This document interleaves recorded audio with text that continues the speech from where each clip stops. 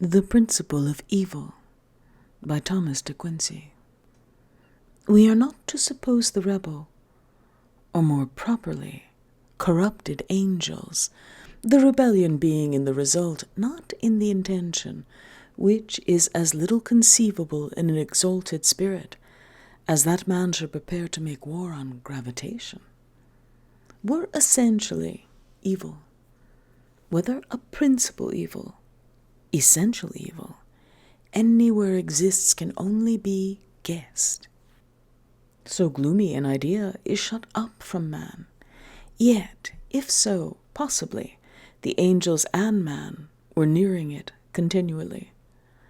Possibly, after a certain approach to that maelstrom, recall might be hopeless. Possibly many anchors had been thrown out to pick up, had all dragged, and last of all came to the Jewish trial. Of course, under the pagan absence of sin, a fall was impossible. A return was impossible in the sense that you cannot return to a place which you have never left. Have I ever noticed this? We are not to suppose that the angels were really in a state of rebellion. So far from that, it was evidently amongst the purposes of God that what are called false gods, and are so in the ultimate sense of resting on tainted principles and tending to ruin, perhaps irretrievable, though it would be the same practically if no restoration were possible but through vast aeons of unhappy incarnations.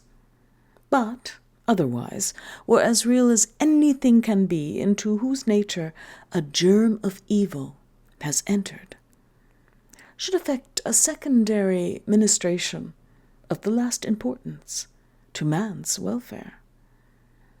Doubt there can be little that without any religion, any sense of dependency or gratitude or reverence as to superior natures, man would have rapidly deteriorated, and that would have tended to such destruction of all nobler principles, patriotism, strong in the old world as with us, humanity, ties of parentage or neighborhood, as would soon have thinned the world, so that the Jewish process, thus going on, must have failed for want of correspondencies to the scheme, possibly endless oscillations which, however coincident with plagues, would extirpate the human race.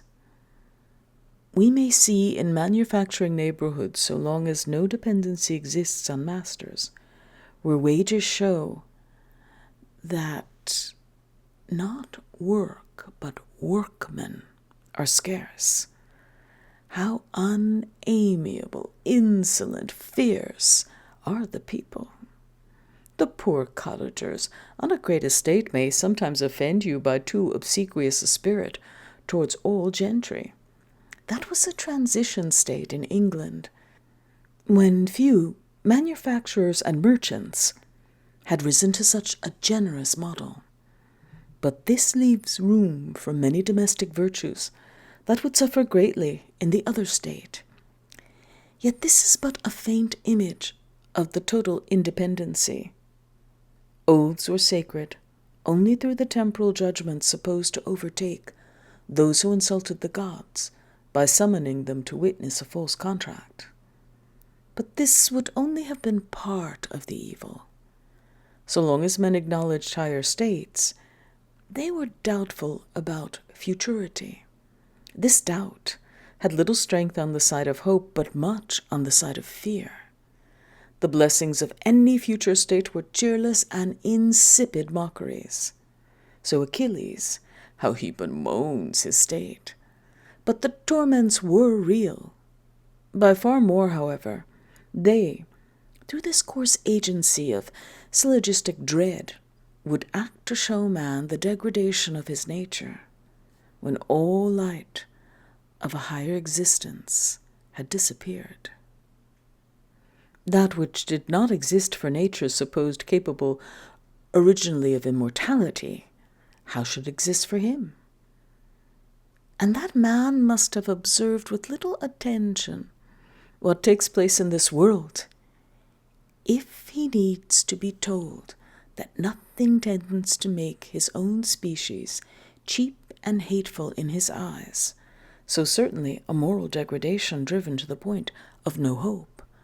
So in squalid dungeons, in captivities of slaves, nay, in absolute pauperism, all hate each other fiercely.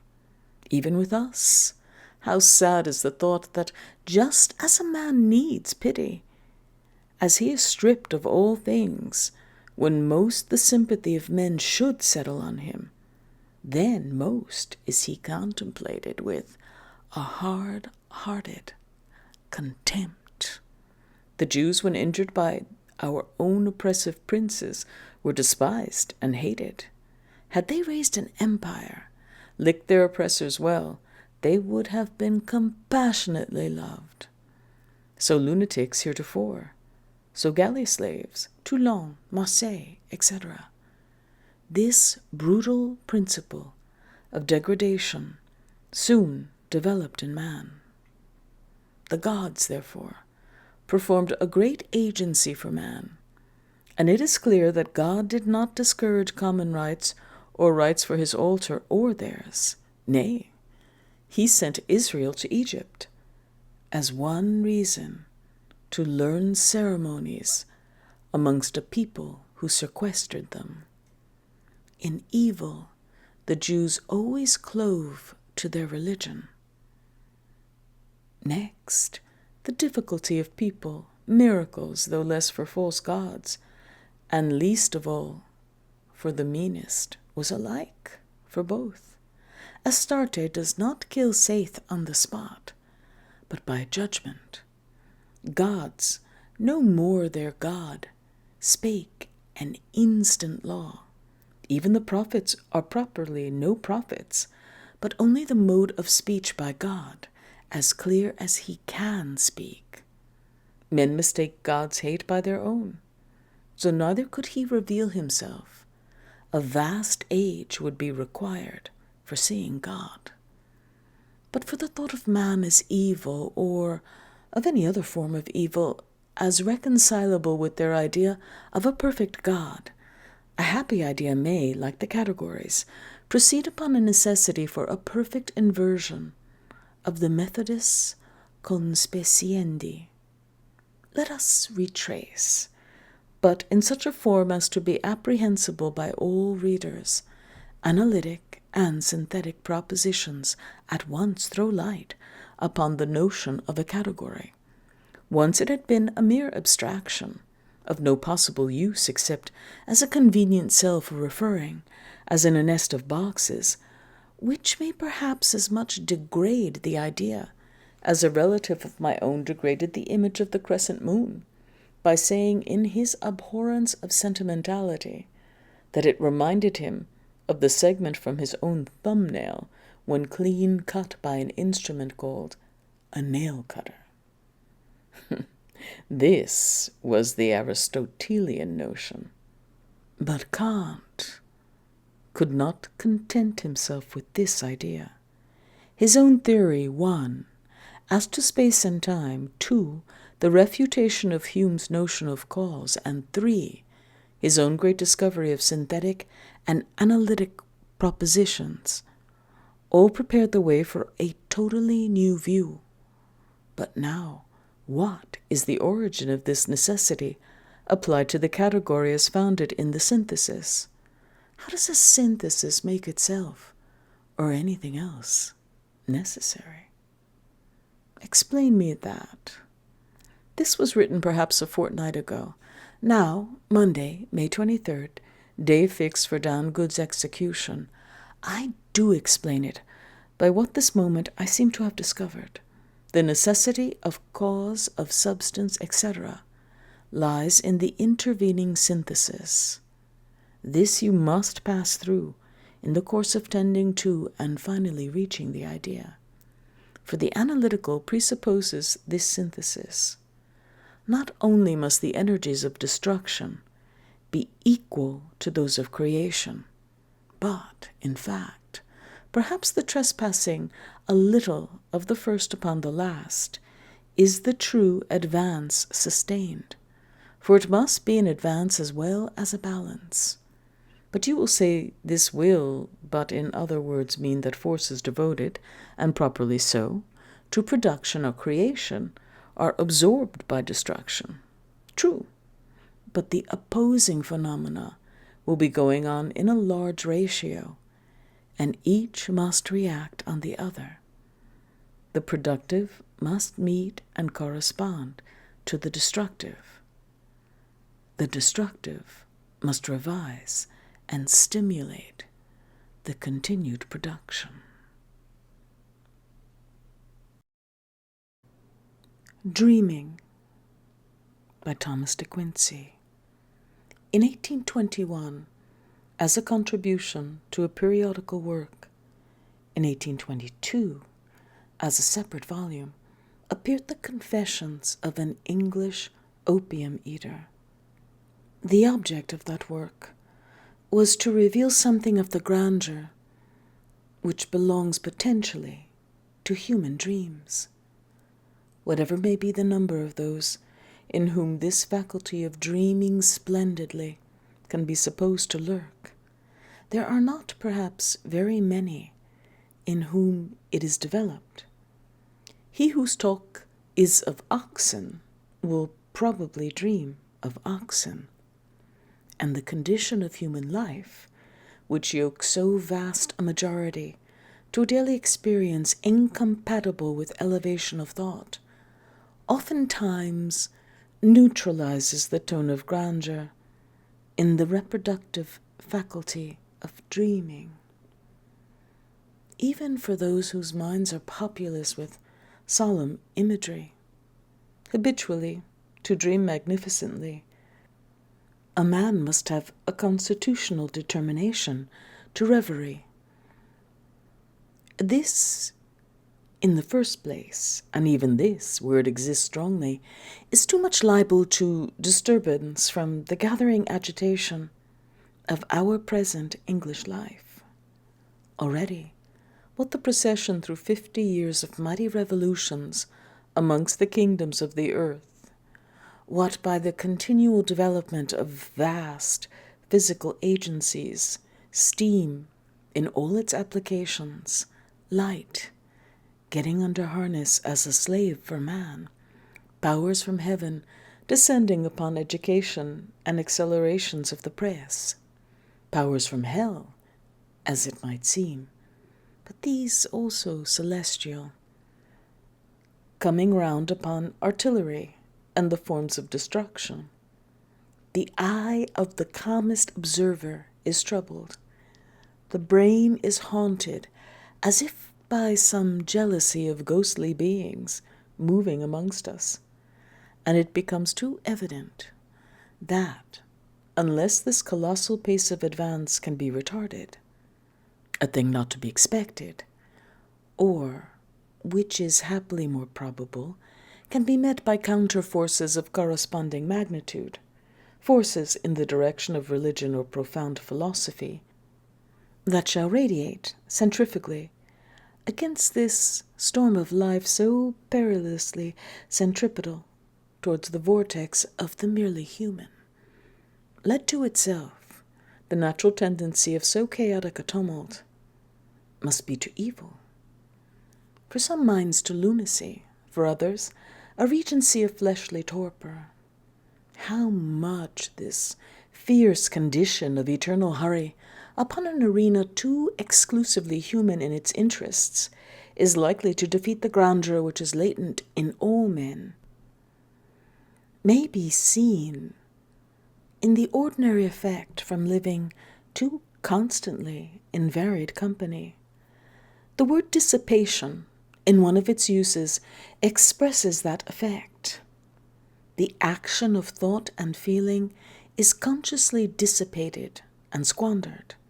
To reconstitute them into meditative habits, a necessity is felt by all observing persons for sometimes retiring from crowds. No man will ever unfold the capacities of his own intellect who does not at least checker his life with solitude. How much solitude? So much power. Or, if not true in that rigor of expression, to this formula undoubtedly it is that the wise rule of life must approximate. Among the powers in man which suffer by this too intense life of social instincts, none suffers more than the power of dreaming. Let no man think this a trifle. The machinery for dreaming planted in the human brain was not planted for nothing. That faculty, in alliance with the mystery of darkness, is the one great tube which man communicates with the shadowy, and the dreaming organ, in connection with the heart, the eye, and the ear, composes the magnificent apparatus which forces the infinite into the chambers of a human brain, and throws dark reflections from eternities below all life upon the mirrors of that mysterious camera obscura, the sleeping mind. But if this faculty suffers from the decay of solitude, which is becoming a visionary idea in England, on the other hand, it is certain that some merely physical agencies can and do assist the faculty of dreaming, almost preternaturally.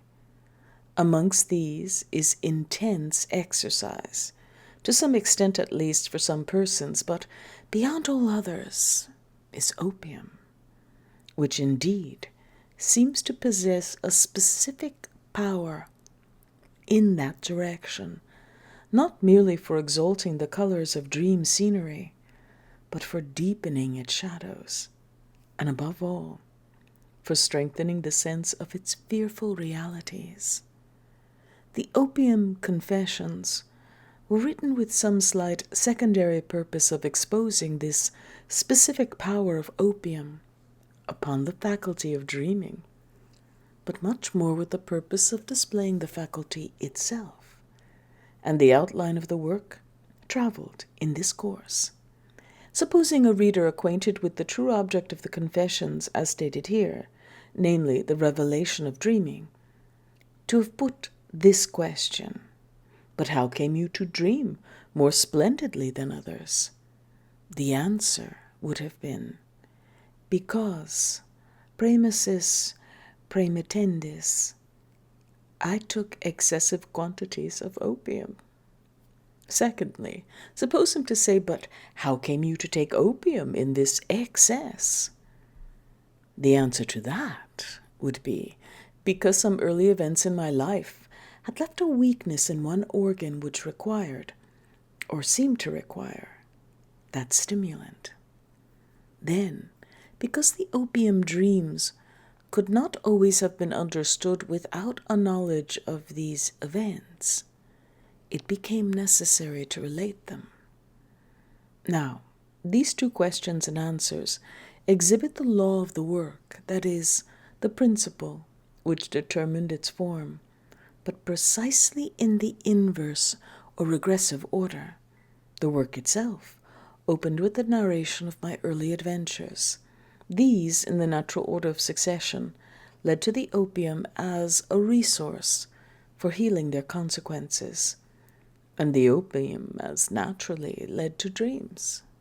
But in the synthetic order of presenting the facts, what stood last in this succession of development stood first in the order of my purposes.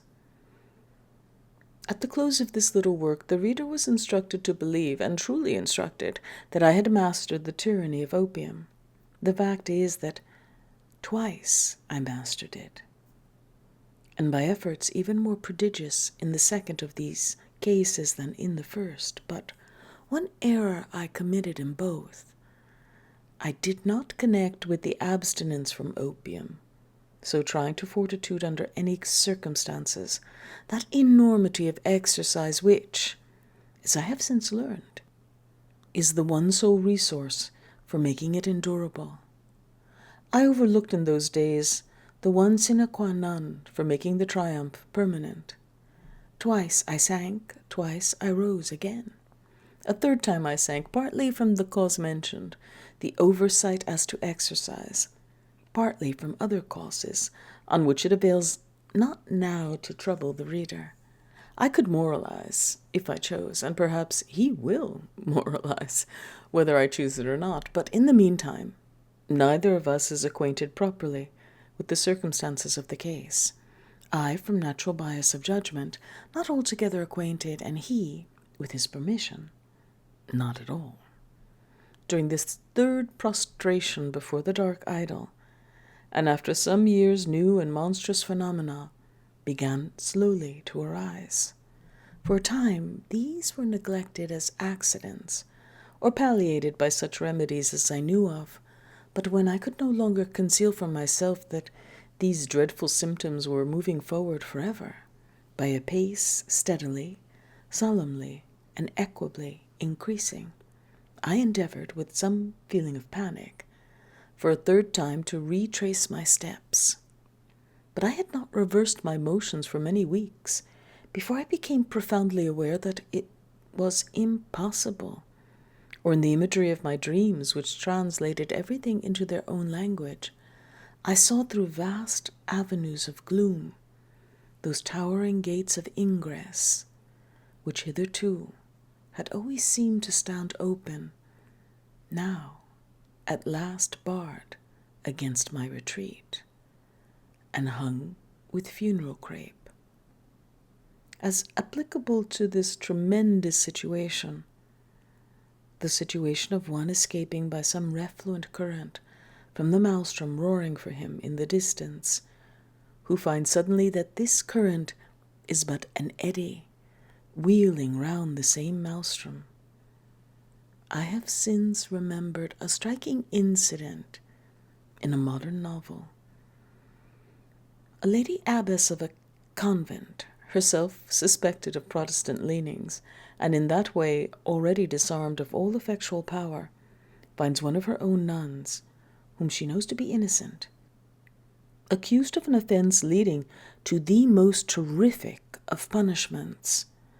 The nun will be immured alive if she is found guilty, and there is no chance that she will not, for the evidence against her is strong, unless something were made known that cannot be made known, and the judges are hostile.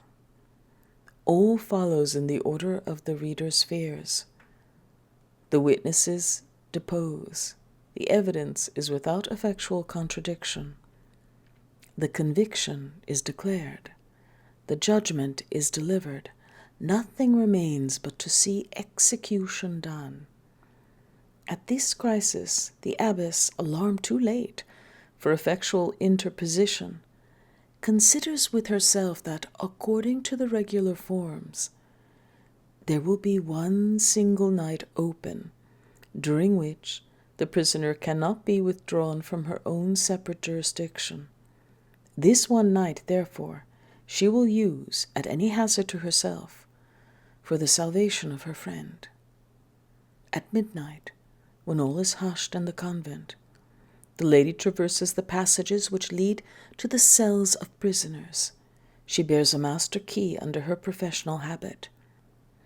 As this will open every door in every corridor, already by anticipation, she feels the luxury of holding her emancipated friend within her arms. Suddenly she has reached the door. She descries a dusky object. She raises her lamp, and ranged within the access of the entrance, she beholds the funeral banner of the Holy Office, and the black robes of its inexorable officials. I apprehend that in a situation such as this, supposing it a real one, the lady abbess would not start, would not show any marks externally of consternation or horror. The case was beyond that. The sentiment which attends the sudden revelation that all is lost silently is gathered up into the heart. It is too deep for gestures or for words. and no part of it passes to the outside. Were the ruin conditional, or were it in any point doubtful, it would be natural to utter ejaculations and to seek sympathy. But where the ruin is understood to be absolute, where sympathy cannot be consolation, and counsel cannot be hope, this is otherwise. The voice perishes, the gestures are frozen, the spirit of man flies back upon its own center. I, at least, upon seeing those awful gates closed, and hung with draperies of woe, as for a death already past, spoke not, nor started, nor groaned. One profound sigh ascended from my heart, and I was silent for days. In the Opium Confessions, I touched a little upon the extraordinary power connected with opium, after long use, of amplifying the dimensions of time. Space also it amplifies, by degrees that are sometimes terrific, but time it is upon which the exalting and multiplying power of opium chiefly spends its operation. Time becomes infinitely elastic, stretching out to such immeasurable and vanishing termini that it seems ridiculous to compute the sense of it, on waking, by expressions commensurate to human life.